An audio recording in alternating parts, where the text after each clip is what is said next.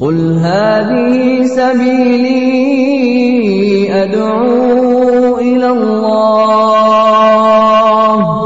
على بصيرة أنا ومن اتبعني وسبحان الله وما أنا من المشركين. أنا مسلم هذا نشيد الملهم من أعمق الأعماق أبعث لحنه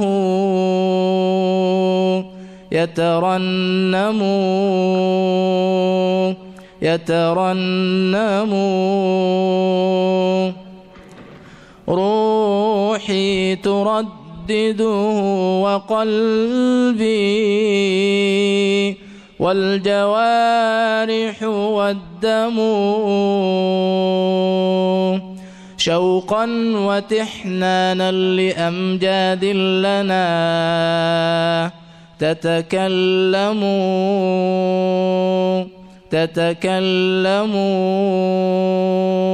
أنا مسلم بالرغم ممن يحقدون. أنا هاهنا بشريعتي في موكب الحق المبين.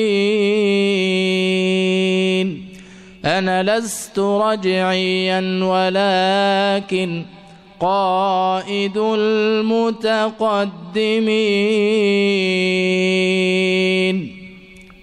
وزعيم كل حضارة جاءت على مر السنين.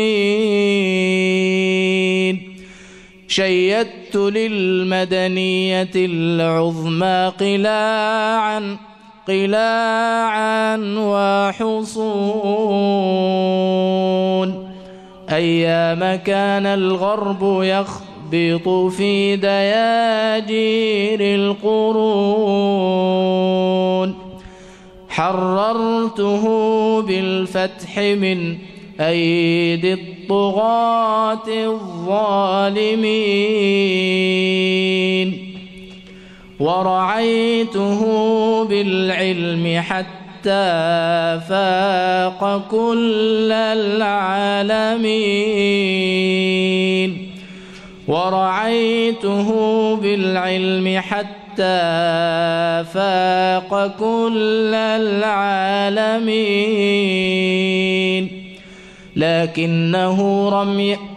لكنه لم يرع حق أبوتي شأن الخؤون. ولعل في الحمراء والقدس دليل المسلمين. أنا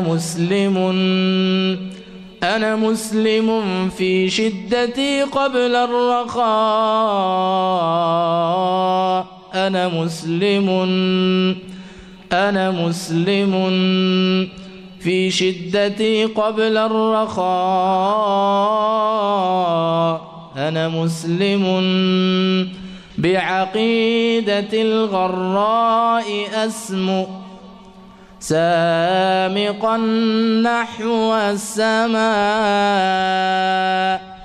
إن قال حي على الجهاد تجبه صيحات الدماء.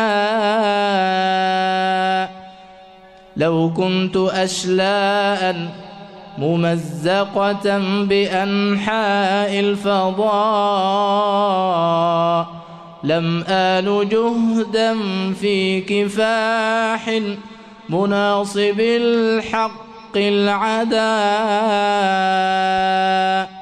لتهب في الدنيا العريضة ريح شرعتنا رخاء. فالموت أحلى من حياة كحياة الجبناء.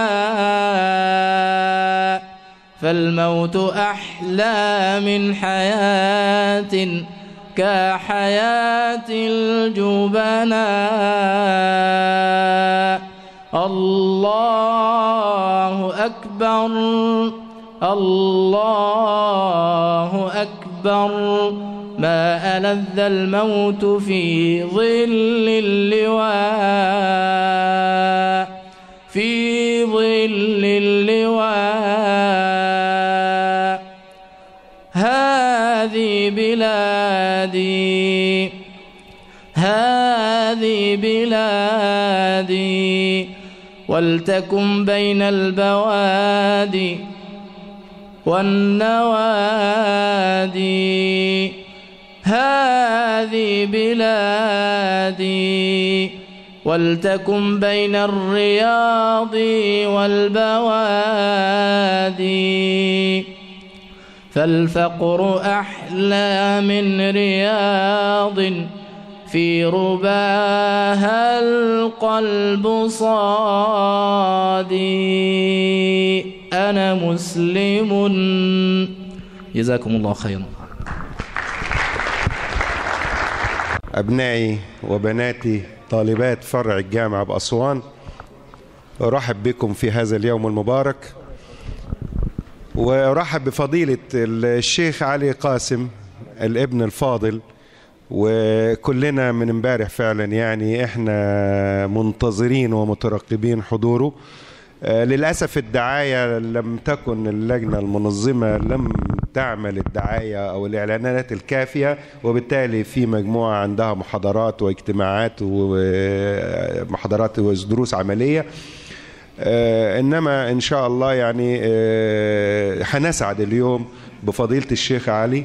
وفي البداية أنا كنت بفكر الشيخ علي قاسم ده رجل كبير في السن، فالحمد لله أنا لما شفته فهو شاب مثلكم، وده هيؤدي إن شاء الله إلى التقارب والاتصال الروحي والفكري بينكم وبين بعض. فأنا لا أجيد فن الكلام، لكني أنا برحب شديد الترحيب بفضيلة الابن الفاضل الشيخ علي قاسم علي. ربنا يجعله في ميزان حسناته.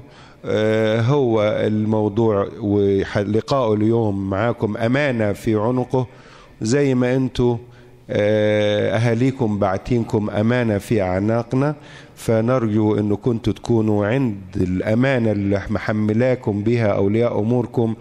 والدكتور علي إن شاء الله هو على فكرة الراجل بيعمل ماجستير في الدراسات الإسلامية واللغة العربية، فهو الراجل ليس بعيد عن الجامعة، وإن شاء الله نتمنى له بإذن الله التوفيق، ونتمنى إن شاء الله أن ينفعنا بعلمه ويجزيه عنا عظيم الجزاء.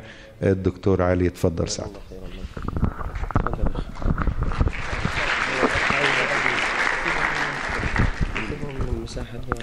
الحمد لله الذي نزل الفرقان على عبده ليكون للعالمين نذيرا، والصلاة والسلام على خاتم الأنبياء والمرسلين سيدنا محمد صلى الله عليه وعلى آله وصحبه أجمعين. فإن من أعظم ما يملكه المسلم في حياته هو وقته، فإن قضاه في طاعة الله فقد أحسن، وإن أهدره في معصية أو له فقد أساء. فالشباب المسلم اليوم يحتاج إلى التوجيه والإرشاد حتى يستثمر وقته ويقوده إلى رضوان الله والجنة.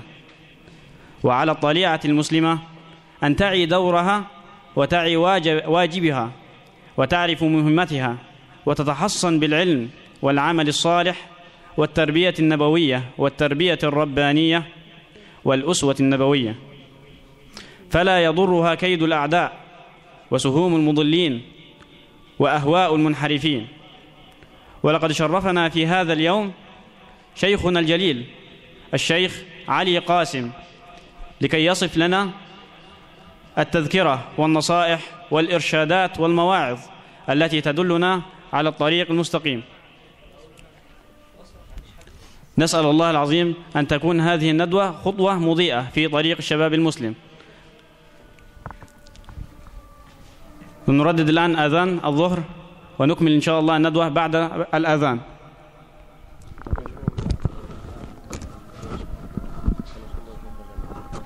وبعد انتهاء الندوة بإذن الله سوف نصلي الظهر جماعة بإذن الله.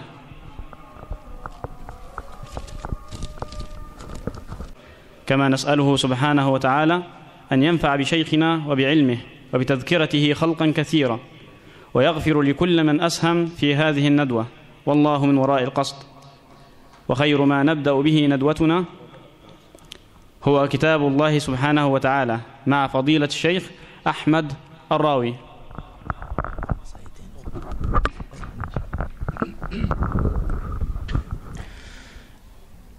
أعوذ بالله من الشيطان الرجيم.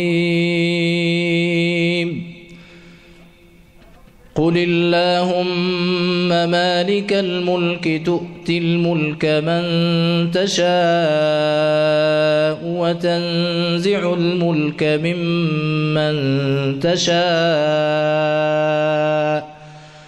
وتعز من تشاء وتذل من تشاء بيدك الخير إنك على كل شيء قدير. تولج الليل في النهار وتولج النهار في الليل وتخرج الحي من الميت وتخرج الميت من الحي وترزق من تشاء بغير حساب. لا يتخذ المؤمنون الكافرين أولياء من دون المؤمنين، ومن يفعل ذلك فليس من الله في شيء إلا أن تتقوا منهم تقاه، ويحذركم الله نفسه، وإلى الله المصير. قل إن تخفوا ما في صدوركم أو تبدوه يعلمه الله، ويعلم ما في السماوات وما في الأرض، والله على كل شيء قدير.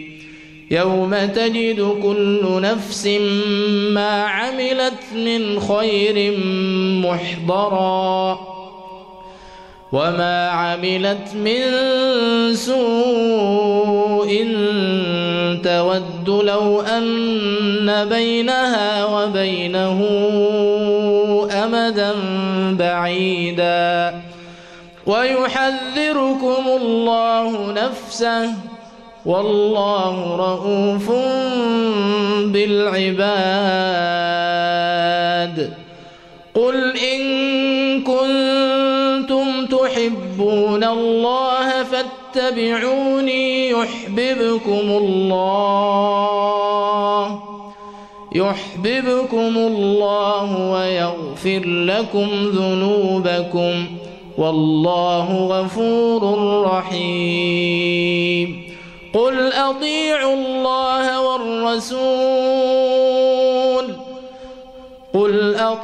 الله والرسول فإن تولوا فإن الله لا يحب الكافرين.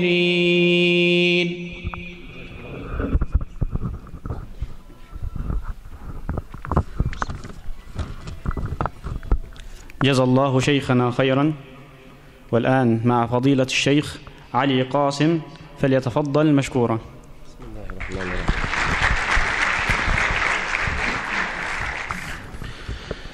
السلام عليكم. مش رد سلام الصعيدة ده. السلام عليكم. أعوذ بالله من الشيطان الرجيم. بسم الله الرحمن الرحيم. الحمد لله رب العالمين، وصلى الله وسلم وبارك على النبي محمد وعلى آله وصحبه وسلم. إخوتي وأحبتي، أنا أحبكم في الله. أشرف أن أكون في صبيحة هذا اليوم مع إخواننا في جامعة جنوب الوادي كلية العلوم فرع أسوان. صح التعريف ده ولا غلط؟ ولقد شرفت أن يكون والكليات الأخرى وأنا وأنت. وشرفت قبل لحظات أن أكون مع عميد كلية العلوم حفظه الله ومع أساتذتنا الكرام الفضلاء، وأرجو الله تبارك وتعالى أن يكون هذا اللقاء في ميزان حسناتنا وإياهم، هو ولي ذلك والقادر عليه. يا إخواني، بما أنني يعني في كلية علوم، أردت أن أبدأ لقائي بمعادلة. هذه المعادلة لو عملناها صح ستؤدي إلى نتيجة صح يا إخواني؟ مش في عندنا معطيات ونتائج؟ هذه المعطيات المحايدة ستعطينا نتيجة محايدة، صح؟ هكذا تعلمنا. هذه المعادلة هي عقيدة وإيمان زائد تنمية وعمران زائد أخلاق الفرسان تساوي إقامة دولة الإسلام. نقول المعادلة دي كمان مرة: عقيدة وإيمان زائد تنمية وعمران زائد أخلاق الفرسان تساوي إقامة دولة الإسلام. هنقف وقفة سريعة مع هذه المعادلة، وسأجعل النصيب الأوفر للأسئلة المفتوحة إن شاء الله تعالى بغير قيد، شريطة أن ننتهي في الموعد الذي حددته لنا إدارة التنظيم بالكلية، لأننا ندعو الناس إلى النظام ولا ينبغي أبدا أن نخالف ما نؤصل. صح ولا لا؟ اللي موافق على الكلام ده يرفع ايده. موافقة. عقيدة وإيمان. أول ما يجب أن يجتهد المجتهدون فيه هو تصحيح العقيدة. قال الله تبارك وتعالى: فاعلم أنه لا إله إلا الله. فأول واجب على العبيد أيها الكرام أن يجتهدوا غاية الاجتهاد في تصحيح العقيدة. الآن إشكالية عظيمة خطيرة نلحظ آثارها المدمرة من آثار الخلل العقدي الذي كرسته لنا الأنظمة الفاسدة من عهد محمد علي لعهد محمد حسني. خلل عقدي واضح، فلا يزال كثير من أبناء هذه الملة يعتقد أن الرزق بيد الأمريكان. يقول لك ده لو قطعوا المعونة الأمريكية نجوع. هذه الإشكالية وهذا الكلام الخطير سمعناه في الفترة الماضية. نعم. لماذا؟ لأن الناس كانت ولا تزال تخشى من الإسلاميين، فيقول لك ده لو وصلوا مش هنلاقي ناكل. ليه؟ لأن المعونة الأمريكية هتنقطع. ده كلام التنبلة، كلام أصحاب الخلل العقدي. صح يا إخواني ولا لا؟ إذن هذه إشكالية، لا بد من تصحيح العقيدة في هذا الباب. ألم يقل الله: وفي السماء رزقكم وما توعدون؟ بس ربنا أمرنا أن نأخذ بالأسباب. انظر إلى مريم عليها السلام، قال الله لها: وهزي إليك بجذع النخلة تساقط عليك رطبا جنيا. لماذا؟ حتى نتعلم أن القانون الرباني لهذا الكون لا بد فيه من الأخذ بأسباب التقدم. صح، كان الله ولا يزال سبحانه قادرا إن كان يقول لمريم اقعدي والأكل هيجي لغاية عندك. صح، بس قال لها قومي واشتغلي وخدي بالأسباب وأنا معاكي. صح، إذن هذه مسألة تصحيح العقيدة. الناس يعتقدون أن النفع والضر الآن بيد إسرائيل. صح، يقول لك اوعى تقول كلمة الإسلام دي لحسن إسرائيل تكون ضربانة الصبح. انت عارف إسرائيل دي شبه ايه؟ عارف خيال المآتة اللي بيحطوه في الأراضي الزراعية؟ عارفينه؟ بيحطوه ليه؟ علشان يعمل ايه في الغربان وبتاع ايه؟ بيخوف. هم دول خيال المآتة.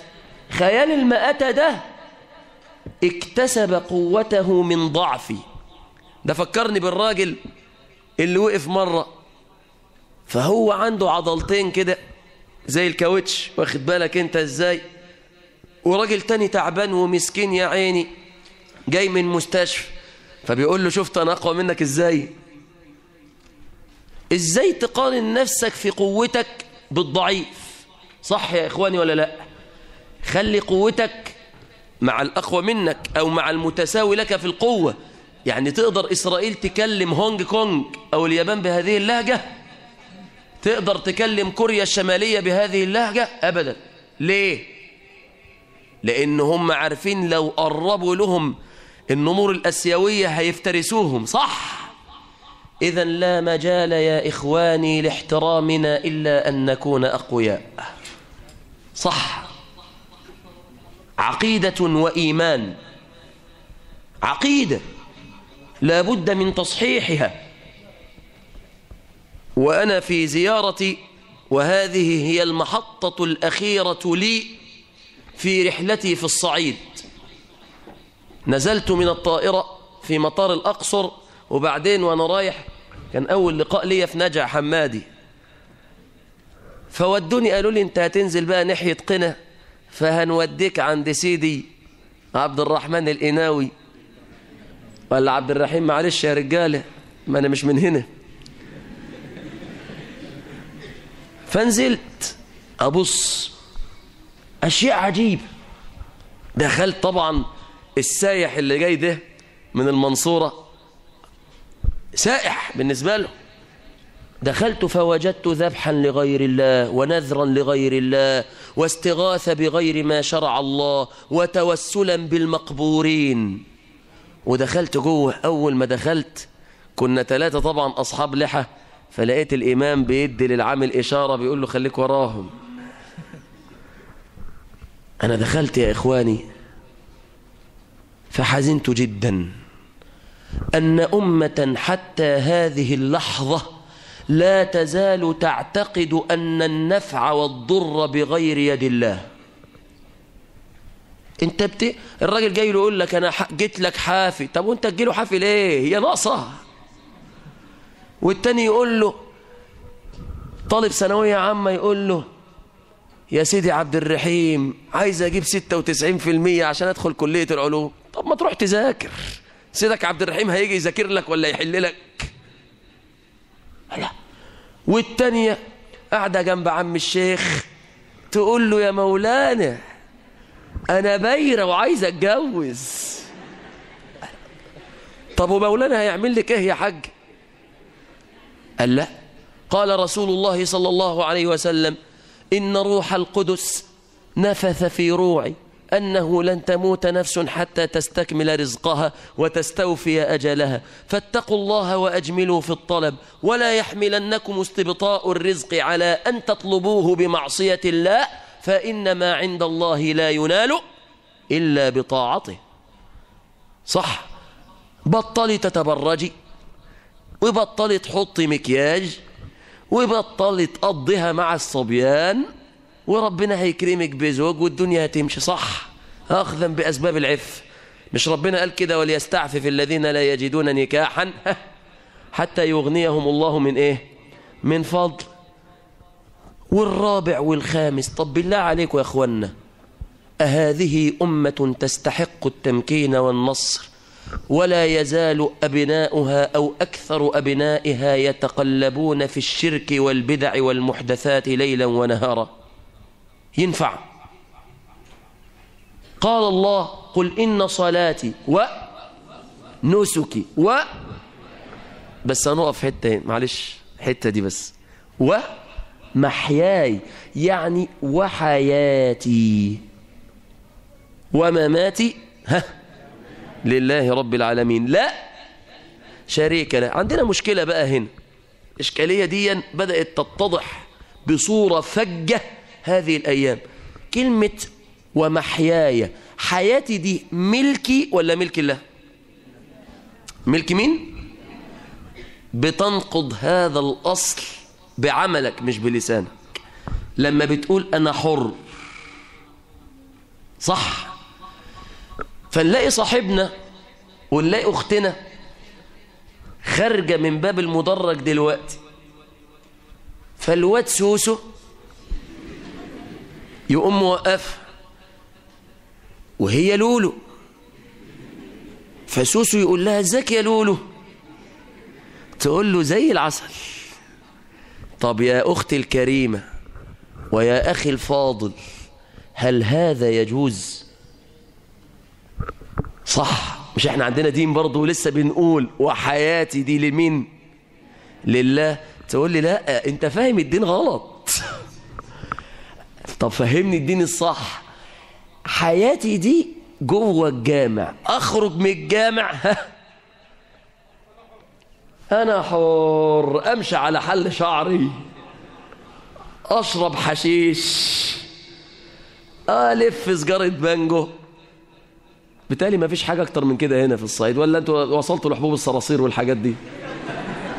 لسه ما وصلتوش، ربنا يحفظكم يا رب. اخد بالك؟ انا حر. اختنا تقول لك انا لابسه باضي، لابسه ستريتش، مش لابسه، انا حره. ده ينقض الاصل اللي احنا لسه مقصلينه. صح؟ صح؟ قل ان صلاتي ونسكي هي دي. فانت كلك على بعضك عبد، يسيرك الله كيف شاء سبحانه بما يصلحك ويصلح كونه. وصلت؟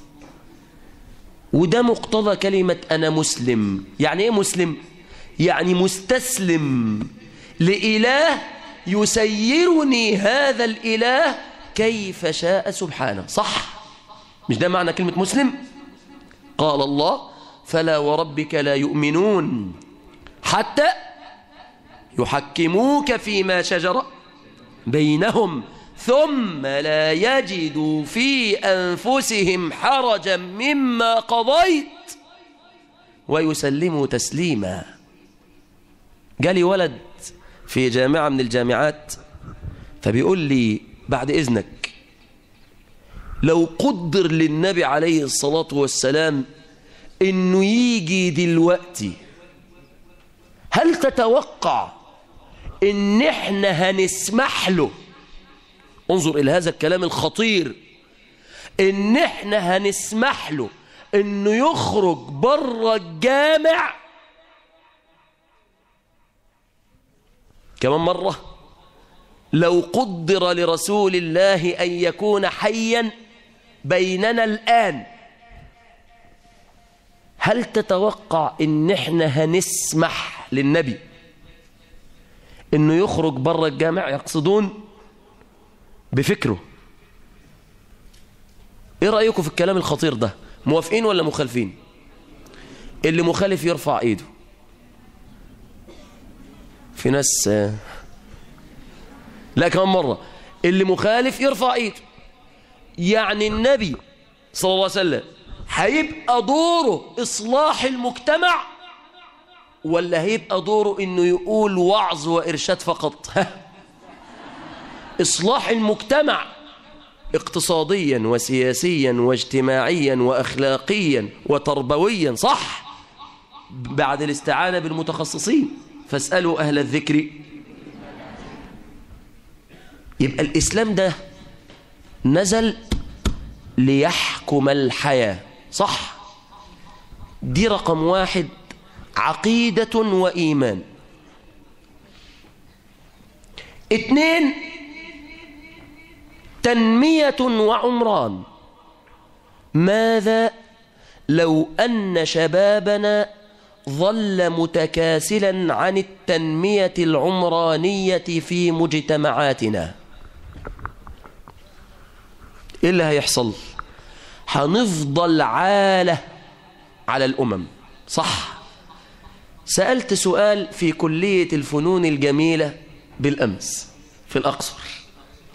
طبعا كلية فنون جميلة دي جميلة خالص، ناس طيبين يعني.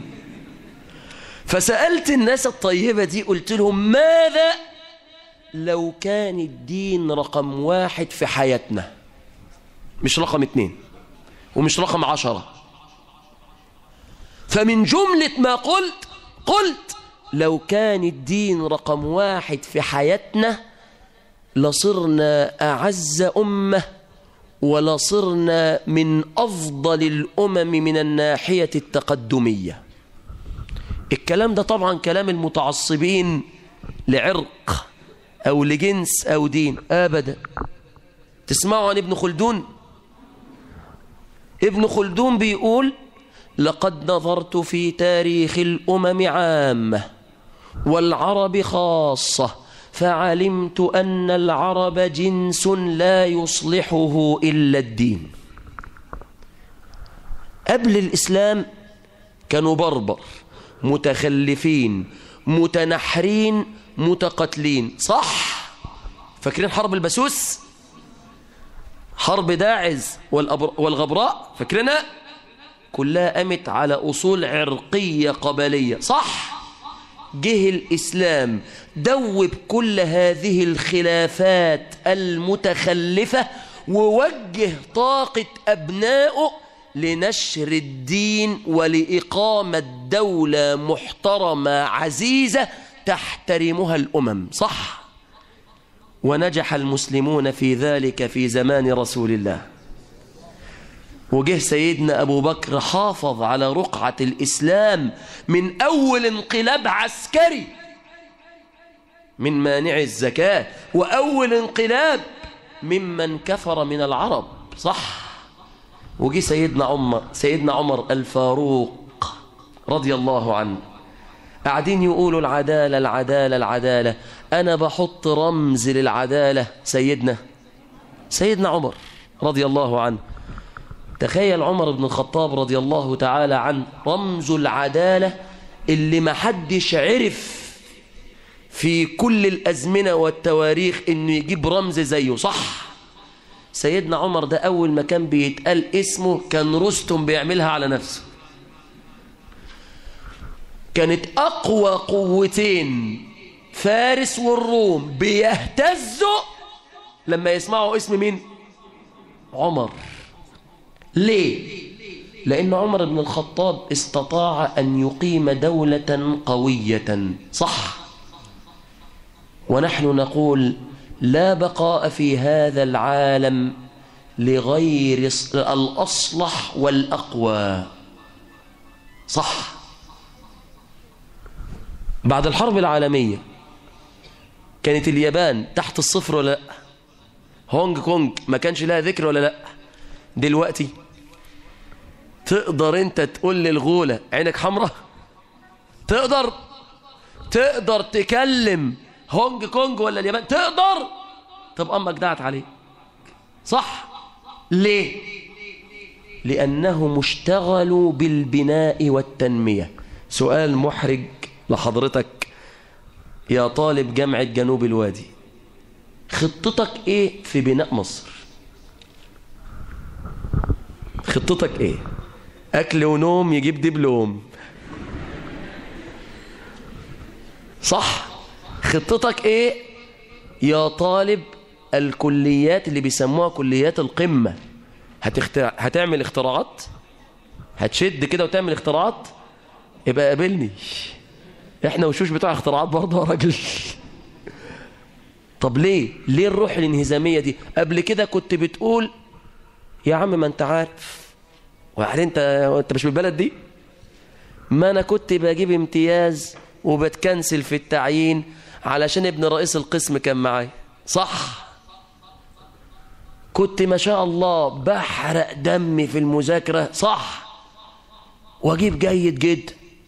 والولد الحشاش الحرمجي يجيب امتياز، قلت عليا الطلاق بالثلاثة، ما قعدت مذاكر. فنسألك هل يجوز الحلف بالطلاق؟ تقول لا يجوز. طب هل يجوز ان انت تتخلف عن الواقع؟ لا يجوز. هل يجوز ان انت تنفض للمذاكرة؟ لا يجوز. 3 لا يجوز، صح؟ دلوقتي الأوضاع تغيرت، ونرجو ألا يكون التغير إلى الأسوأ، صح؟ نرجو ألا تكون الثورة في بلادنا مضادة، لأن احنا الوقت يا أخواننا في قلب الحدث، صح؟ لازم نفوق، لازم نشتغل. إسلامنا علمنا إن الأندلس كانت مدينة العلم والنور، وأوروبا كانت مش ضلمة، كانت ضلمة بالثلث، صح؟ إيه اللي حصل دلوقتي؟ ضلمنا احنا ونوروا هم. طب نوروا ليه؟ علشان هم بيستمدوا النور من ضعفك، من تبعيتك، من تخلفك، صح؟ ماذا لو انقلبت الآية فاعتززنا بإسلامنا وشهدنا شهادة عملية حقيقية على أرض الواقع؟ سؤال، حد هيقدر يكلمنا؟ حد هيشتم النبي؟ يا راجل ده مسخرة يا راجل. يا راجل لسه قسيس في فرنسا مقطع المصحف وشتم النبي، لسه الكلام ده من أسبوع، لسه. فبيقولوا لي ده شتم النبي. قلت لهم هو بس اللي شتم النبي؟ ما أكثر المسلمين شتموا النبي، صح؟ حضرتك فين من هدي النبي؟ صح؟ يعني قيس نفسك كده على هدي النبي. عندك النهاردة محاضرة الساعة 8 الصبح، صح؟ وبينك وبين الجامعة نص ساعة، صح؟ فأنت صحيت الساعة 7، صح؟ ما صليتش الفجر، صح؟ ومش هتلحق تصلي الصبح، ليه؟ لأن حضرتك هتقعد تتكجول، تسقط بنطلونك، تفتح صدرك. أختنا الكريمة هتقعد لازم ربع ساعة تلت ساعة قدام المكياج وقدام المراية، عشان لازم تحط عدد من البوية وألوان الطيف ال7، واخد بالك انت؟ ولا بأس بحجاب شوبينج سنتر، واخد بال فضيلتك؟ فمش فاضية، صح؟ بقى الميعاد 7:30، نزلت جري ونزل جري على الكلية. في أثناء ذلك نسي إنه ما شربش سجارة، صح؟ فطبعا راح مطلع سيجارة كيلوباترا ولا مارلبورو هنا، ولا الاتنين شغالين، ربنا يوسع عليكم يا ابني. واخد بالك؟ وراح مطلع السيجارة وراح منفخ تنفختين، صح؟ وراح نازل. أول ما نزل جه الدكتور أو دخل على المعيد في السكشن، فهو متأخر 5 دقايق أو 10 دقايق، فالدكتور طبيعي هيقفل الايه؟ هيقفل الباب. راح فاتح الباب وداخل. يا ابني انت داخل، يا ابني انت مش داخل هنا مدرج له نظم احترامية. يقول له الكلام ده قبل 25 يناير. بعد 25 يناير ادخل قبل اللقاء ما ينتهي ب5 دقايق ومالكش ان انت تتكلم. عجبك مش عجبك اشيلك. تشيله؟ ينفع الكلام ده يا جماعة؟ اللي موافق انه ما ينفعش يرفع ايده.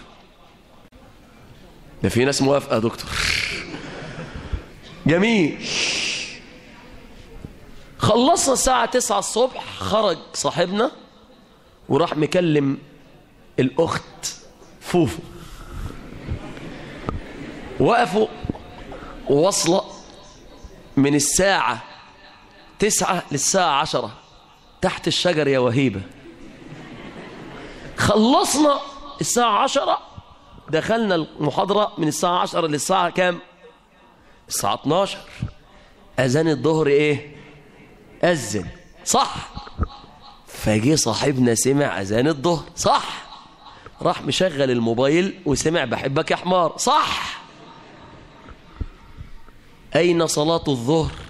هو في قاموسنا حاجة اسمها صلاة الظهر؟ لا إله إلا الله. خلصت كان عندي محاضرة مهمة وسكشن مهم. طب في محاضرتين تانيين؟ لا، ما أصل أنا في محاضرتين هديهم أنا بقى، ورانا شغل تاني في الكافيتيريا صح. أخواتنا دول يعني نسيبهم؟ يرضي الله يا أخي؟ ينفع يا جماعة؟ توصل بيت حضرتك العصر تطلع تعبان، تدخل على مامي، يا مامي فين المحشي يا مامي؟ طب يا ابني صلي العصر. قال لها اللي يعوزوا البيت يحرم على الجامع. وقديما قالوا هن قرشك ولا تهن نفسك، فما ينفعش هن نفسي. وبعدين بقى ممكن الأخ يطلع فقيه يقول لها إذا تعارض العشاء والعشاء قدم. ما شاء الله فقه. لا صلاة بحضرة طعام. انت هتقول لهم الأدلة ما عادوش هيصلوا تاني. واخد بالك؟ وفجأة الدنيا باظت، فجأة العصر راح لأن حضرتك تعبان فعايز تنام بعد الايه؟ العصر. صحيت حضرتك امتى؟ الساعة 6:30 صح. عند حضرتك كورس صح، وبعد الكورس عندك قهوة صح، وبعد القهوة فيه شيشة صح، وبعد كل ده الساعة 12 بالليل عندك تليفون هيرن. مين؟ معرفتي الصوتي. بقى أنا واقفة معاك يا ابني 3 ساعات تحت الشجر يا ابني ومعرفت الصوتي. معلش يا أختي أصلا أنت صوتك تخين قوي فنسيت صوتك. ده يوم أكتر الناس بيتفاوت بقى قربا وبعدا من الإسلام صح. سؤال، إحنا فين من النبي؟ تلا قارئنا الكريم قول الله قل إن كنتم تحبون الله فاتبعوني. صح يا جماعة؟ قال الحسن ادعى قوم حب الله تعالى فابتلاهم الله بهذه الآية قل إن كنتم تحبون الله فاتبعوني يحببكم الله. بقول لك الكلام ده ليه؟ عشان أقول لك إن النبي رب أصحابه على نصرة الدين وإصلاح الدنيا بالدين صح يا جماعة؟ فلازم نشتغل، لازم يبقى عندنا رؤية مستقبلية تنموية للأخذ بيد الناس. بقترح واقترحت هذا في عدد من الجامعات وبدأ التنفيذ. قلت لهم احنا هنبدأ إصلاح متدرج، لأن ما هدم في سنين لا يمكن إصلاحه في أيام صح. فاقترحت ان احنا نعمل ورقة محاسبة. الورقة الأولى إصلاح ما بيني وبين الله، الثانية إصلاح ما بيني وبين الخلق. فقلت هبدأ بعبادتين ونعمل تقييم نصف شهري، نجحنا نزود عبادة ثالثة. العبادة الأولى 5 صلوات في المسجد جماعة. بالنسبة لمين؟ للرجالة. طب ما ينفعش يبقى 4؟ ما فيش أوكازيون في الصلاة والله صح. هم 5 يبقوا ايه؟ 5. وفي المسجد ايه التشدد ده يا أخي؟ يا متشددين، يا منغلقين. مش احنا اللي قلنا ان صلاة الجماعة فرض ربنا صح؟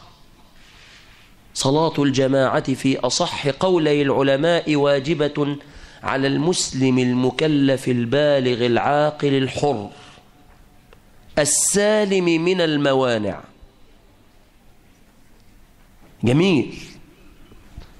هتصلي في المسجد جماعة، والبنات يصلوا في أول الوقت جماعة. طب احنا ما عندناش جماعة، لو كنا في كلية هنصلي في أول الوقت في البيت أو في المكان اللي احنا فيه، ونقسم مواعيدنا على الصلوات. بعد الفجر هفطر، بعد الظهر سكشن مثلا، بعد العصر هتغدى، بعد المغرب كورس أو درس، بعد العشاء هعمل كذا. وصلت؟ دي أحلى طريق للمحافظة على الإيه؟ على محافظتي على وقت الصلاة. مين موافق على أول خطوة تغيير تنموية في حياة الفرد ابتداء؟ ها، مين موافق؟ موافقة. 2، ما بيني وبين الناس. ايه رأيكم نعمل باسم كليتنا جمعية خيرية هدفها التكافل الإسلامي، ونشوف كل الطلبة الفقراء على مستوى الجامعة ونعمل لهم بحث حالة بالتعاون مع رعاية الشباب، صح؟ ونبدأ نعمل شغل حقيقي في ان احنا ناخد بإيد الفقراء دول من زملائنا عشان نزيل الحقد الطبقي، ونزيل المشاكل النفسية اللي بعض الطلبة والطالبات بيعانوا منها. صح يا جماعة؟ ما هو مش معقولة طالب يبقى داخل بقميص ب300 جنيه والتاني داخل بجزمة ب5 جنيه. صح؟ ده هيسرق ده، صح؟ ده هيحقد على ده، صح؟ إنما لو اشتغلنا بهذه الروح إيه اللي هيحصل؟ هتدوب بعض الفوارق بيننا اللي كان من أبرز أسباب الفساد السابق، إنه عايز يكرس ما يعرف بالرأسمالية، ما يعرف بالطبقية. صح؟ الأسياد والإيه؟ والعبيد. انتوا عارفين يا أخوانا في جامعة من الجامعات قلت لهم الاقتراح ده، قالوا لي بعد ما مشيت لمنا أكتر من 22,000 جنيه و700. دفعنا المصروفات لعدد كبير جدا، وجبنا حاجات دعوية، وعملنا حاجات معارض وحاجات بفضل الله ثم بهذه الفكرة. طب ايه رأيكم؟ جامعة جنوب الوادي أقل من ان هي تقوم بكده؟ أبدا والله. ده كل واحد ممكن يبقى عنده من الابتكارات تنمويا ما يصلح هذا المجتمع. صح؟ يبقى دي المعادلة الثانية أو التفاعل الثاني، تنمية وعمران. علشان يحصل التنمية والعمران لازم نحيي شعار كلنا إيد واحدة. في ناس مجرمة عايزة تفرق كلمة أبناء هذا الشعب وأبناء الملة بمسمى الأحزاب وبمسمى الجماعات. صح؟ وناجحين جدا، ودخلوا بينا يقول لك شوف بقى، لا طريق صواب غير طريقي. طب ما ينفعش احنا الاثنين نبقى رؤيتنا صواب؟ لا، ما ينفعش نتعلم من أسلفنا رأي صواب يحتمل الخطأ ورأي غير خطأ يحتمل الصواب. صح يا شباب؟ لا، ما ينفعش. هو كده. الكلام ده غلط ولا صح؟ الكلام ده يا إخواني غلط. علشان كده احنا وصلنا الآن لحالة من حالات الفوضى بيسموها حوار الطرش. ايه حوار الطرش ده؟ ان حضرتك تتكلم وانا ما اسمعكش، صح؟ وانا اتكلم وانت ما تسمعنيش. واحد يقول لك انا عايزها ليبرالية. طب يا ابني انت عارف يعني ايه ليبرالية؟ عارف يعني ايه ليبرالية؟ اظن انتوا بتسمعوا دلوقتي يقول لك نريدها دولة مدنية ليبرالية. طب تعرف يعني ايه مدنية؟ مدنية لها معنى ايه؟ مدنية بمعنى متطورة متقدمة، دولة مؤسسات، دولة لا تقوم على الديكتاتورية، ده كلام زي الفل، صح؟ طيب مدنية بمعنى علمانية ليبرالية، كلام زي الفل ولا كلام لا نقبله؟ طب اللي موافق انه لا يقبله يرفع ايده. موافقة. فتيجي واحد تقول له يعني ايه ليبرالية؟ صح يا شباب، يعني ايه ليبرالية؟ فيقول لك انا سمعتها كده وخلاص. ليبرالية كما جاء في تعريفها في دائرة المعارف البريطانية، وخلي بالك أنا ما بشتغلش على كتبي، أنا بشتغل على الكتب الأخرى الموثقة دوليا، صح؟ علشان لما تيجي تناقش واحد تاني بيخالفك يبقى في قاعدة مشتركة نقدر ان احنا نوصل من خلالها. قالوا الليبرالية هي التحرر المطلق من كل قيد، سواء كان دينا أو عرفا أو خلقا أو اجتماعيات، بالبلدي فوضى الحرية. أي حرية لها سقف ولا لا؟ أمريكا اللي بدعت الحرية عاملة سقف ولا لا؟ فرنسا، أظن الثورة، طبعا الثورة الفرنسية تسمعوا عنها، صح؟ طب الثورة الفرنسية دي المفروض ان من أسسها العلمانية حرية العقيدة، صح؟ والرأي عملوا ايه في المساجد، وعاملين ايه في الحجاب، وعاملين ايه في المسلمين. أظن انتوا بتسمعوا عن الكلام ده. يعني ما يغركش الكلام الحلو واللذيذ اللي انت بتسمعه في برنامج ما فيش فايدة، اللي بيستضيفه المذيع اللي ملوش شعر، بيستضيف الدكتور ملوش لازمة. ففي برنامج ما فيش فايدة طلع المذيع اللي ملوش شعر بيقول للدكتور اللي ملوش لازمة: أهلا ومرحبا بكم في برنامجكم المفضل. ونحن الآن يعني عايزين نناقش إشكالية خطيرة جدا. أنا قلت بقى يناقشوا مثلا تنمية البلاد، يعني حاجة تمسنا كلنا. هذه الإشكالية الخطيرة أسلمت المجتمع، أسلمت المجتمع، ودي إشكالية خطيرة. يقول له: والله يا أستاذ مهلبية، أنا فعلا حزين والله، بفتح الحلة بلاقي ده، بفتح الحنفية بلاقي سواك، بمشي في الشارع بلاقي خيم، بقول يا مامي.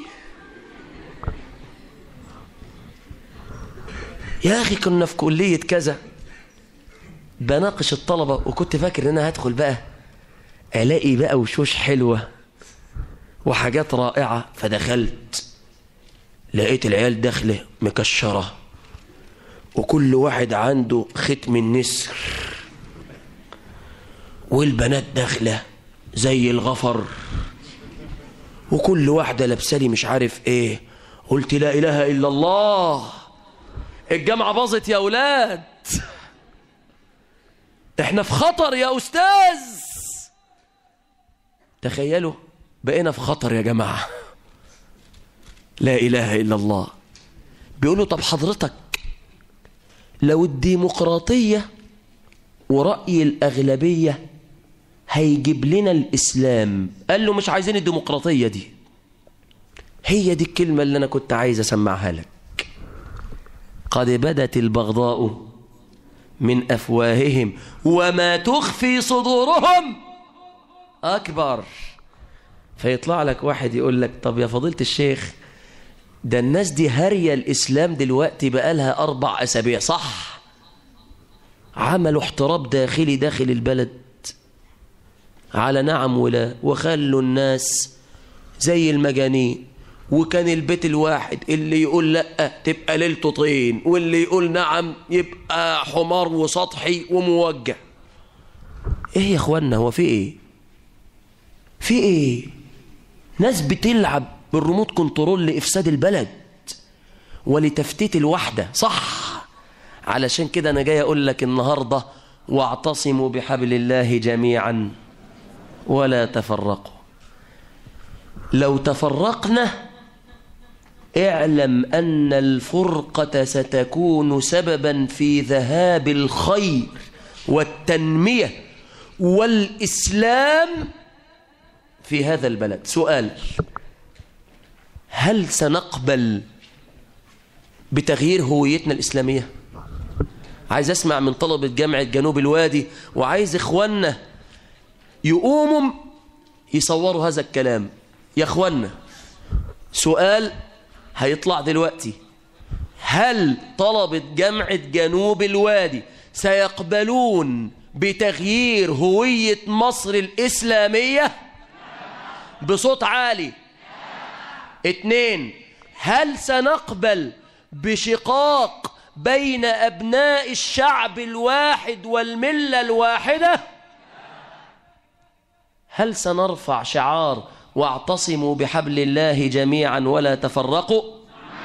هل سنقبل بالحوار المحترم القائم على الكتاب والسنة وعلى العقلية الحكيمة المحترمة؟ جزاكم الله خير. هات يا ابن الكاميرا عليا تاني يا ابني.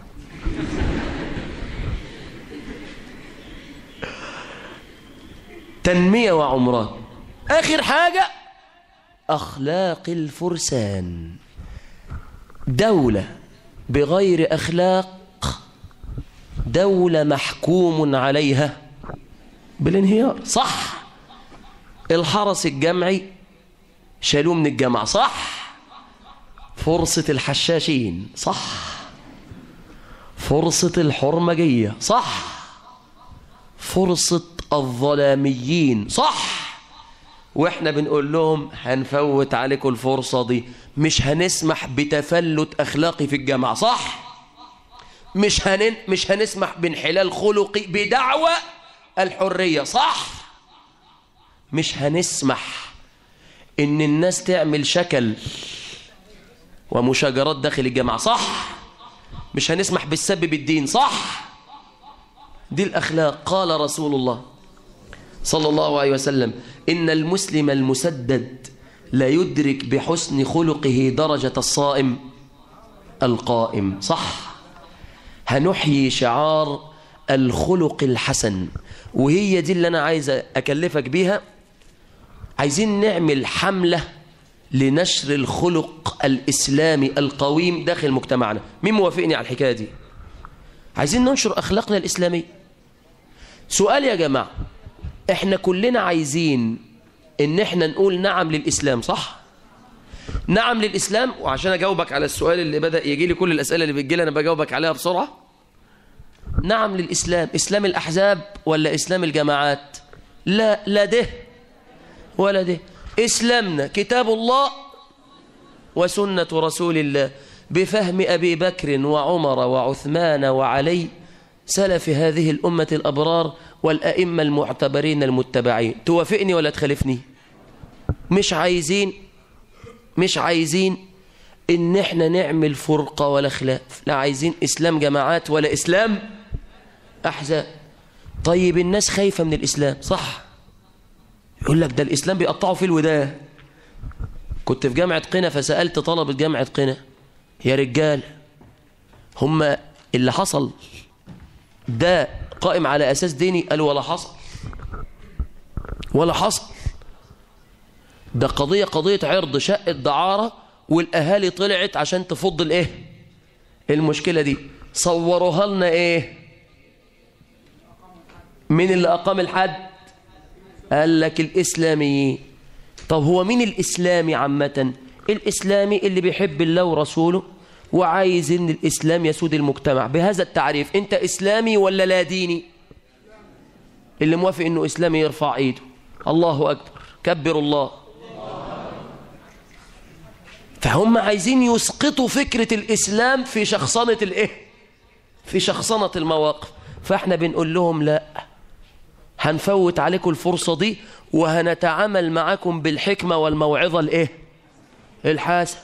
يقول لك يا مولانا تهديم الأضرحة، ما احنا لسه قايلين لك ان الفيلم الأول كان فيلم مقطوع، من باب أولى ان الفيلم الثاني يكون فيلم متركب. وعلى فرض انه حصل، وعلى فرض، وطبعا ده مش على فرض، ده على يقين ان في مخالفات شرعية بتحصل، صح؟ هل سنقوم هذه المشكلات اللي هي غلط بغلط ولا نقومها بصح؟ ادعو إلى سبيل ربك بالحكمة ولا باللكمة؟ بالحكمة. يبقى الناس علشان تقول نعم للإسلام لازم تقتنع بالإسلام وتحب الإسلام، صح؟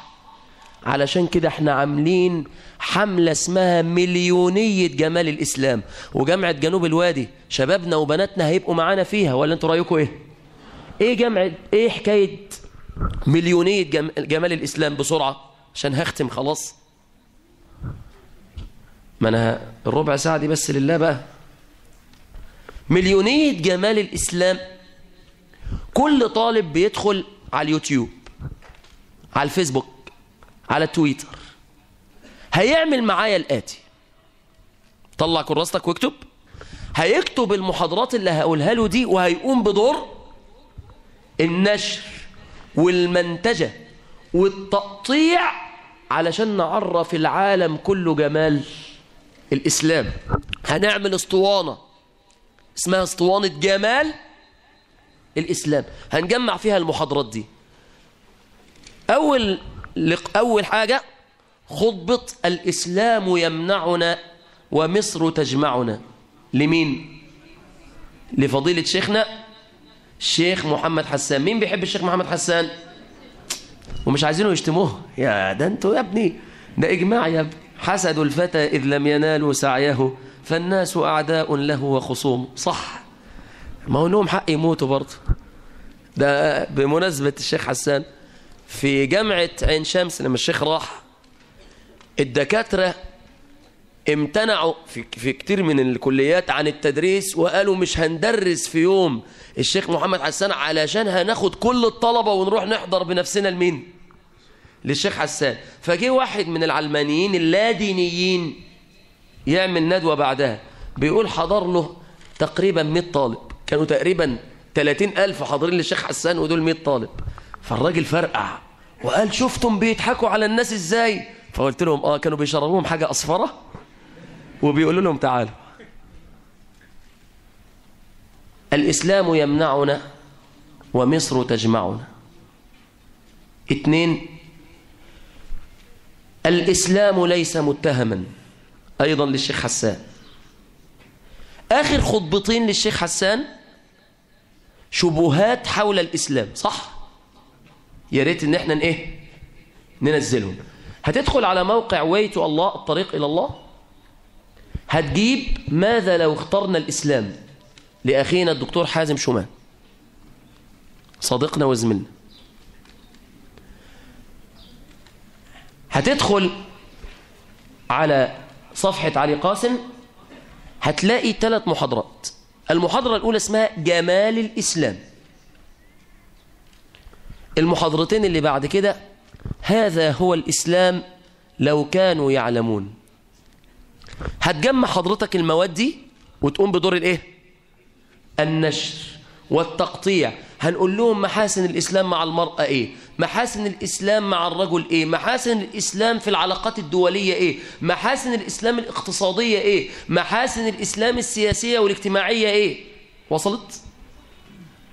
هيبقى ده دور حضرتك معنا. مين موافق انه يشتغل لنصرة الإسلام؟ ما شاء الله، قولوا الله أكبر. أنا عايز الله أكبر دي تزلزل أعداء الله. جزاكم الله خير. لو عملنا اللي احنا بنقول عليه عقيدة وإيمان زائد تنمية وعمران زائد أخلاق الفرسان يساوي إقامة دولة الإسلام. تعبتوا صح؟ زهقتوا صح؟ طب اللي موافق انه زهق يرفع ايده. للأسف فشلت. طيب أنا سأجيب سريعا على بعض هذه الأسئلة. تقول الأخت: أرتدي الإسدال ولكني أريد ارتداء النقاب، ولكن والدي رافض لفكرة النقاب لما يصدر من بعض المرتدين له من أخلاق غير إسلامية.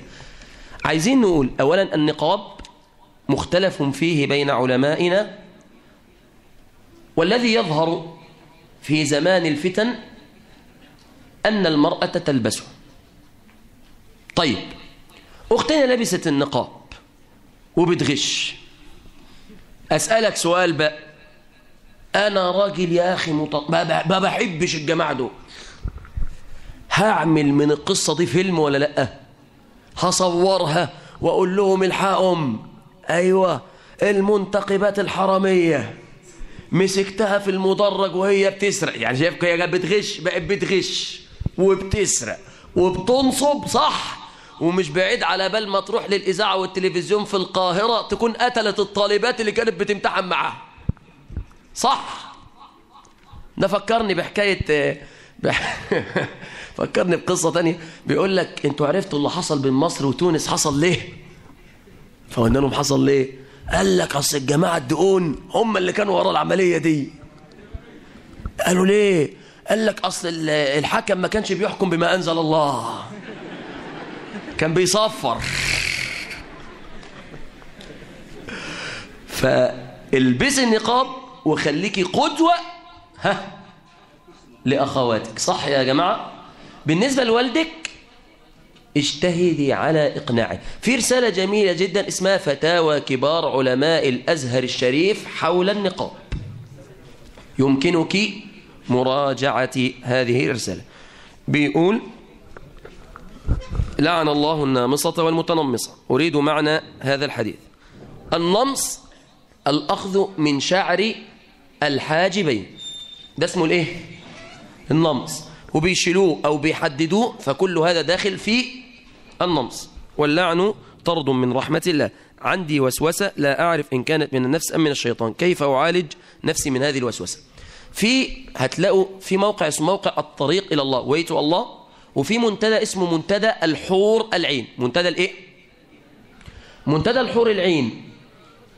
هتلاقوا في سلسلة اسمها سلسلة الشباب مشكلات وحلول لعلي قاسم، فيها تقريبا ما يقارب من 21 درس بيناقش المشكلات الحياتية للشاب المعاصر.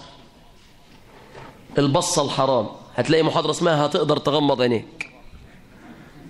طب ما ينتج عن البصة الحرام من ترفيس بالليل، هتلاقي محاضرة اسمها قبل أن تنفذ الصلاحية.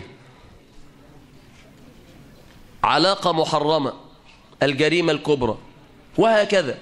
الإنسان اللي عنده فتور، الإنسان اللي عايز يلتزم ومش عارف يلتزم، هيلاقي محاضرة اسمها دعوني ألتزم، والشبهات اللي هتعرض عليه علشان تثنيه عن الالتزام. معايا يا جماعة؟ مسألة الاكتئاب، هتلاقي روشتة علاج، محاضرة اسمها روشتة علاج، وهكذا. فيمكن للأخت أو للأخ مراجعته. بيقولوا عايزين رقم تليفونك. ليه يا ابني الأذية دي يا ابني؟ طيب حاضر، رقمي 012 388 3165. هل الحديث في الهاتف بين الشاب والفتاة وهم أقارب في حدود هل يجوز؟ هذا رجل أجنبي عنك، فلا يحل له منك إلا ما يحل من سائر الأجانب. وصلت؟ إنما الحب عذاب، وبالمناسبة في محاضرة هتلاقوها اسمها الحب عذاب ليه، واخد بالك؟ فيعني ننصح إن الكلام ده هو بداية الخطر. نظرة فابتسامة، فسلام فكلام، فموعد فلقاء فنقط. في مرة واحد تقدم لي بزواج وهو واحد قريب مني، والأمر تعقد ما بعد صلاة الاستخارة بس أنا مش عايزة إيه؟ وهو كمان مش عايز يتجوز إلى حد آخر، مش عايزة غيره، علما بأن الأمر منذ الأول كان ماشي حلو خالص. وحسيت بارتياح بعد صلاة الاستخارة. توكلنا على الله يا بنتي، وانا المأذون يا بنتي، خلصي يلا. انا طالبة في الفرقة الثانية، انا لا اقف مع اولاد ولا اكلمهم ولا ايه اطلع او بلبس، يعني بلبس كويس ولا بحط مكياج خالص، تمام صلاتي، بس صلاتي غير منتظمة وبحس بكوابيس بالليل. ما هو انت صلاتي غير منتظمة لازم تحس بايه؟ بكوابيس. العقل الباطن هيشتغل صح. فكرتني بالراجل اللي قاعد يتفرج على افلام مش كويسة صح، هيتفرج هيطلع له ايه؟ هيطلع له بلاوي سود معايا صح يا رجاله؟ ربنا يهديكم يا رجاله. فعايز اقول لازم ناخد بالنا كويس جدا جدا جدا من مسألة ان الانسان جسد وروح. فلو اديت الجسم فوق طاقته الروح هيحصل فيها ايه؟ هتشتكي صح. الروح هتقول حسبي الله ونعم الوكيل صح يا اخواني ولا لا؟ فلا بد وان يحدث توازن بين الجسم والايه؟ والروح. انا عايز انتقب بس محتار. ما تحتاريش، توكلي على الله، يلا انتقب يا بنتي. لماذا لا نعمل على تطبيق الشريعة الإسلامية في بلادنا في مصر وباقي الدول؟ أنا هقول لكم كلمة عشان أحفزكم لإصلاح الدنيا بالدين. مصر لما كانت اشتراكية كل الدول العربية اللي حواليها قالت نعم للاشتراكية صح؟ ولما بقت ديمقراطية ديكتاتورية قالت ايه؟ نعم للديمقراطية الديكتاتورية صح؟ ومصر لما بقت رأس مالية وظهر فيها المعلم عز كل المعلمين اللي حوالينا سفوا البلاد اللي حوالينا صح؟ طب السؤال يا جماعة، لو مصر قالت نعم للإسلام كل الدول هتقول؟ طيب مين فينا مش عايز يلقى الله وقبره متقد نور للأجيال القادمة اللي هتقعد تدعي لك وتقول لك جزاك الله خيرا أن حفظت هوية هذا البلد، وكل الدول اللي هتتبع مصر وهتقول نعم للإسلام صح؟ كل ده هيبقى في ميزان حسناتك. أنا شخصيا لا أستطيع أن أفرط في هذا الأجر. ما أعرفش مين معايا ومين عليا. مين معايا؟ طب خليك رافع ايديك بقى. اللي بيقولوا نعم للإسلام خليهم رافعين ايديهم صح؟ ده الدكتور رفع ايديه الاثنين، سلم نفسك. نعم للإسلام، اللهم لك الحمد. فاحنا عايزين نعمل يا إخواني ولكن بحكمة صح؟ بحكمة مع موائمة فقه المرحلة. ناخد بالنا من فقه الايه؟ المرحلة. ما الفرق بين الثقة في الله والغرور بالله؟ الثقة في الله دافعة إلى حسن الظن وحسن العمل، إنما الغرور دافع إلى النكوص عن العمل صح يا شباب؟ ما هو الزي الإسلامي للفتاة؟ حاجة من الاثنين، لا تلبسي إسدال لا تلبسي نقاب. معايا؟ ده الزي الايه؟ طب التونيك الإسلامي ما فيش حاجة اسمها تونيك إسلامي. الباضي الإسلامي مفيش حاجة اسمها باضي إسلامي. حجاب شوبينج سنتر الإسلامي ما فيش حاجة اسمها حجاب شوبينج سنتر إسلامي. كيف نسير على منهج الله؟ طيب هتسيروا على منهج الله. أنا هقول لكم كلكم على كتاب إن شاء الله من قرأه واعتقده واعتنقه وعمل به مات على الإسلام الصحيح إن شاء الله. اكتبوا هذا الكتاب وفي مكتبتنا إسلامية. المكتبة طيب أنت هتوفره له منه. طيب الكتاب اسمه ماذا يريد الله منك. الكتاب اسمه ايه؟ ماذا يريد الله منك. أظن من اسمه المسألة واضحة. الله يريد مني ايه في عقيدتي، في سلوكي، في أخلاقياتي، في عباداتي، في منهجيتي، في تلقي العلوم الشرعية، في الدعوة، في الصبر. وصلت؟ فهو يرسم خريطة كاملة للمسلم. إن شاء الله أخونا هيوفر لكم الكتاب ده. ماشي. البنت اللي بتلبس بنطلون نقول لها ارحمينا شوية يا بنت الله يصلح حالك. رأيي في جماعة الإخوان المسلمين، أهو ده سؤال ضد المقصد اللي أنا جاي له، صح؟ يا أخي، يا صديقي، يا حبيبي، يا معلمي، تعرف إيه عن الإخوان المسلمين؟ تعرف إيه عن السلفية؟ تعرف إيه عن أي حاجة؟ 70% يعرفوا عن الإخوان مسلسل الجماعة، صح؟ بتاع وحيد حامد، صح؟ طيب وحيد حامد ده رجل ناصري، صح؟ هيظهر توجهه في الكتابات بتاعته ولا لأ؟ هيطلع لك الإخوان كفار قريش ولا هيطلعهم مسلم المدينة؟ صح ولا كلام الله؟ هيطلعهم ناس كويسين ولا وحشين من وجهة نظره، صح؟ إذن حينما تريد أن تحكم على جماعة على فكر، خليك راجل موضوعي، ده أنت طالب جامعة، إما أن تسمع من صاحب هذا الفكر أو أن تقرأ له الأول. يبقى قبل ما أحكم على حد إما أن أنا أسمع منه أو أقرأ له. يبقى دي رقم واحد. رقم 2، نظام أنا قاعد على الكرسي ده، الكرسي ده قاعد يلف بيه وزي العسل، صح؟ هاخد الكرسي ده معايا وأنا ماشي ولا لأ؟ معتقد بكده، أنا معتقد كده إن الكرسي ده أنا لازق فيه لغاية لما أموت، صح؟ أي حد هيهدد الكرسي ده هعمل فيه إيه؟ هفعصه، صح؟ يعني في حاكم في دولة جنبنا بس دول ذكر أسماء، خلى أبوه باين ولا أخوه في الحمام وخلص وقال له لقد أعلنت نفسي حاكما على البلاد. طب ده لما يعلن نفسه حاكم على البلاد، لو حد جه يقرب من الحمام هيعمل فيه ايه؟ هيولع فيه، هيشوه صورته، صح؟ إذن يا إخواني الصورة عن الإسلاميين مغلوطة، صح؟ دي لازم نفهمها كويس الأول. كنيسة القديسين مش عملوا الفيلم والبروباجندا دي وقال لك السبب في ذلك القنوات الدينية المتطرفة، القنوات المتشددة، لا بد من إغلاق هذه القنوات، لا بد من فتح الباب للإباحية. وأنا وإنت يا راجل يا حرامي يا ضلالي يا لص، بقى القنوات الدينية اللي عملت كده، وفي الآخر طلع الموضوع إيه؟ طلع إيه؟ المعلم حبيب العدلي هو اللي عمل الموضوع ده، صح؟ بهدف تمديد قانون مكافحة الإرهاب وتكفيف المنابع، صح؟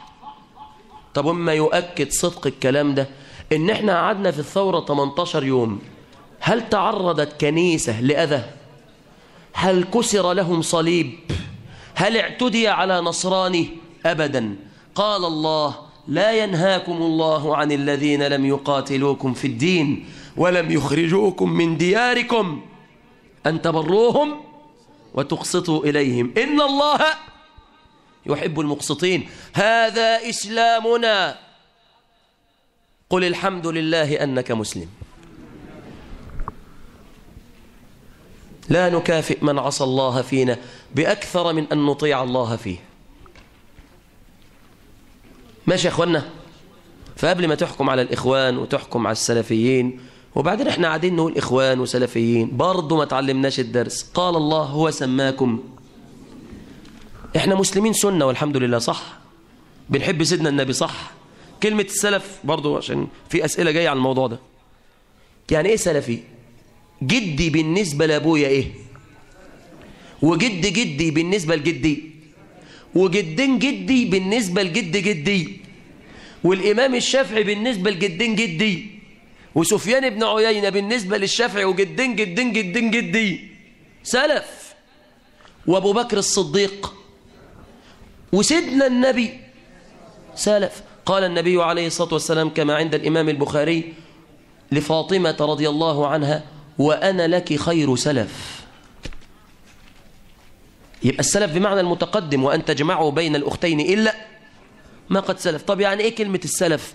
السلف يعني اتباع النبي عليه الصلاة والسلام والصحابة والتابعين وتابعيهم بإحسان.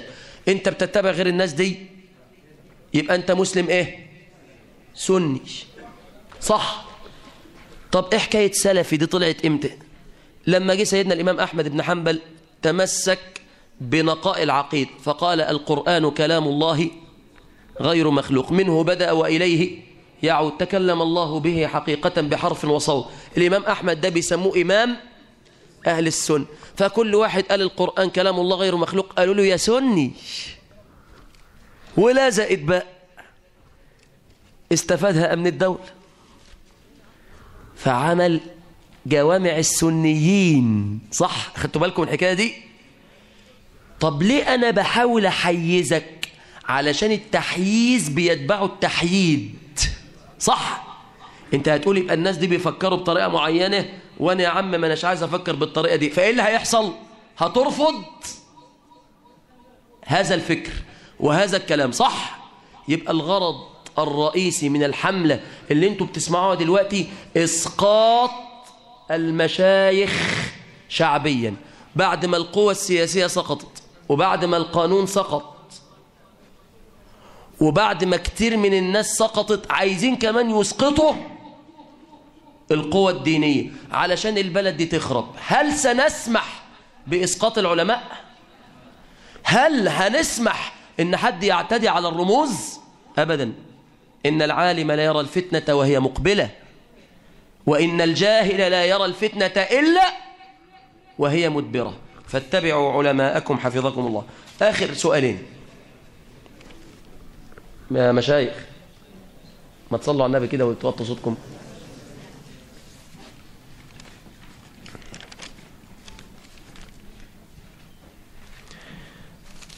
نريد تنويه للشباب على حملة ماشي. بيقولوا احنا بندخل على الصفحة بتاعتك، صفحة علي قاسم على الفيسبوك، وحضرتك ما بتخش علينا. ادخل عليك فين يا ابني؟ وانا يعني ادعوا لنا والله، نسأل الله عز وجل أن يرزقنا لكم الإخلاص في القول والعمل، وألا يحرمنا وإياكم نعمة القبول. ربنا يشهد أننا كل يوم في بلد، واجبنا الآن أن نأخذ بأيدي إخواننا وأخواتنا. وبعدين معنا أخونا الأخ محمد حفظه الله هو المسؤول عن الصفحة، فلو في حاجة مهمة حضرتك ابعتها لي وهو هيبلغني إن شاء الله. سمعنا أن أنت موجود النهاردة في الأسوان، في نادي أسوان الرياضة. إن شاء الله أنا موجود النهاردة في نادي أسوان الرياضة إن شاء الله الساعة 8 إن شاء الله بإذن الله تبارك وتعالى. ويبقى اللي ما جاوبتوش دلوقتي هعرف أجاوبه بالليل، صح؟ طيب،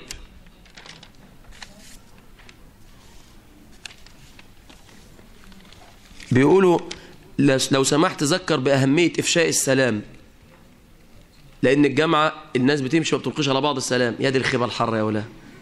قال رسول الله أفشوا السلام بينكم. هنعمل حملة من جملة حملة أخلاقنا، إفشاء السلام. يا أخي والله ده أنا عرفت قيمة السلام ده أيام اللجان الشعبية. كنت تدخل تقول السلام عليكم ورحمة الله، تحس كده أن الكلمة دي تأمين لك ولغيرك. رأي الدين في الزمالة بين الشاب والفتاة. لا، والزمالة هنا بتبقى حلوة. طب اسمع محاضرة الحب عذاب يا ابني وانت تعرف يعني.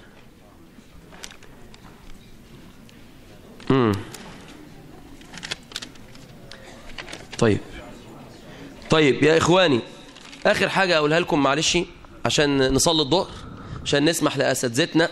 لا أحب أن أتعدى على اللقاء الذي سيعقده أستاذنا بعدي. الوقت آخر حاجة هقولها لكم إن شاء الله. إحنا عايزين إن إحنا نتغير بس ولا نغير معانا؟ إيه؟ نتغير بس، صح؟ طب أنا بقول لك وبرشح لك أن تكون صالح مصلح، صح؟ قال الله إن الله لا يغير ما بقوم حتى يغيروا ما بأنفسهم. الآية دي فيها ملمحين. انتوا معايا ولا مع الكتب ولا مع الأسف؟ إن الله لا يغير ما بقوم يبقى مطلوب مني إن أنا أغير قومي حتى يغيروا ما بأنفسهم، إن أنا أبدأ بنفسي ثم بدعوة إخواني. أنا بقترح دلوقتي إن إحنا نشتغل على نفسنا. طب إحنا نشتغل على نفسنا عملنا إيه؟ قلنا إن إحنا عملنا حاجتين، فاكرينهم ولا لأ؟ ورقة محاسبة هتحافظ فيها على 5 صلوات. طيب 5 صلوات في المسجد جماعة. ما صليتش الفجر ليه؟ أصلا أنا كنت قاعد مع بقلة امبارح في القهوة فتأخرنا في شرب الشيشة. جميل جدا، مفيش فطار، يبقى في عقوبة للتربية.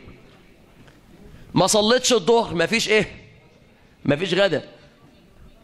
يا مولانا الأكل ما بيفرقش معايا، هقول لك اللي يفرق معاك بقى. ما صليتش الظهر 5 جنيه، العصر 5 جنيه، أظن 20 جنيه هيظبطوك ولا لا؟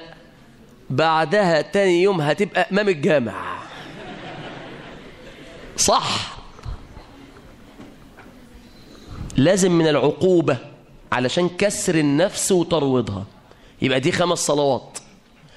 قيمت الأسبوع لقيتني في ال5 صلوات 75%، ماشي. تاني أسبوع 76%، مقبول. تالت أسبوع 74%، عقوبة. رابع أسبوع 78%، جميل. وزود طاعة تانية. وصلت؟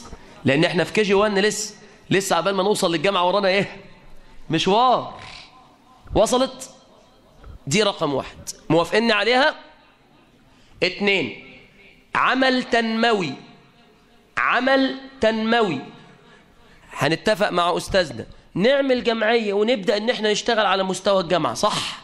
الفقراء، نعمل حملة تنظيف، نعمل حملة نسميها بلدنا أمانة. ايه رأيكم؟ نعمل حملة لحفظ الخلق داخل الجامعة، صح؟ وهكذا. موافقني؟ جميل. تالت حاجة، احنا قلنا ان الله لا يغير ما بقوم، فاحنا اتكلمنا دلوقتي عن اصلاح النفس وبعض اصلاح، بس احنا مش هنعرف نصلح الا لما الدين يبقى قوة فاعلة فينا، صح؟ جميل. فانا بقترح اخونا الاستاذ احمد عبد الفتاح هيبقى معاه 1 مطوية اسمها انت عايش ليه. مطوية اسمها انت ايه؟ مطوية انت عايش ليه.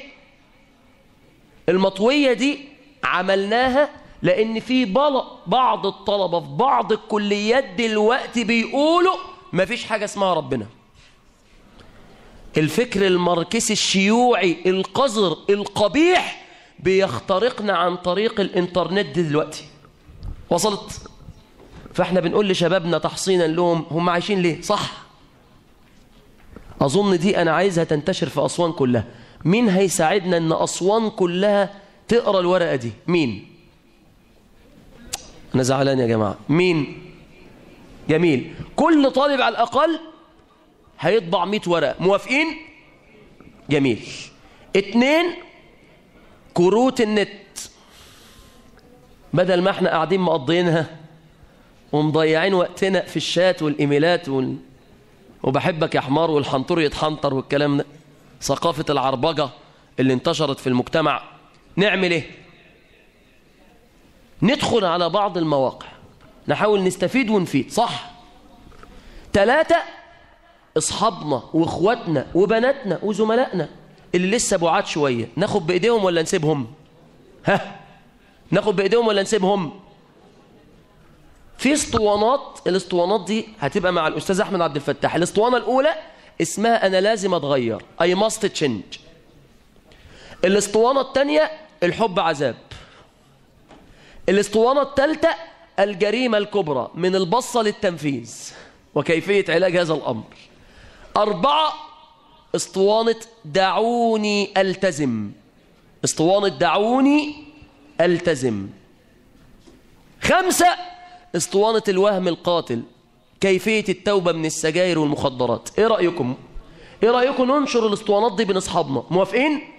اللي موافق يرفع ايده. طيب اللي موافق يطلع موبايله أو يكتب الرقم ده علشان يبدأ يتعاون مع الأستاذ أحمد. الرقم 018 24 94 236. كمان مرة 018 24 94 236. وكمان الأستاذ أحمد هيوفر لنا أو هنجتهد إن يجي لكم كتاب ماذا يريد الله منك، ونعمل معرض ماشي، وكتاب لماذا تطلق بصرك عشان الناس الطيبة، والبنات كتاب الحياء المفتقد. ايه رأيكم؟ ماشي يا إخواني؟ إن شاء الله نبدأ نشتغل، ربنا هياخد بإيدينا.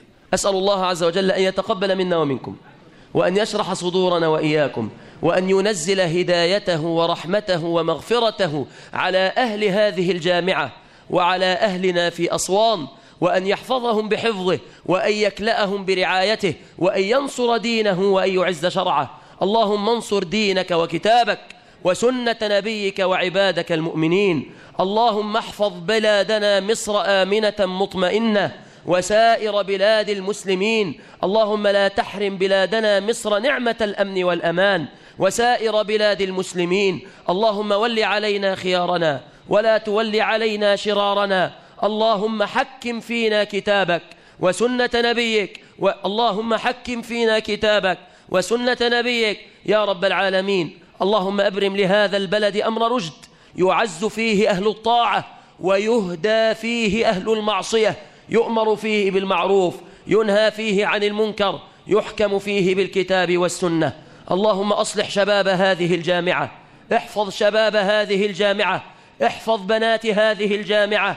اللهم إنا نسألك أن تحفظنا وإخواننا وأخواتنا بالإسلام قائمين وقاعدين يا رب العالمين. اللهم ارزقنا الشهادة في سبيلك بعد حسن عبادة وإنابة. اللهم ارزقنا الشهادة في سبيلك بعد حسن عبادة وإنابة. اللهم احفظ أهلنا في غزة، اللهم احقن دماء أهلنا في ليبيا، اللهم احفظ إخواننا في البحرين، اللهم احفظ إخواننا في الأردن. اللهم أدم نعمة الأمن والأمان على أهلنا في بلاد الحرمين يا رب العالمين.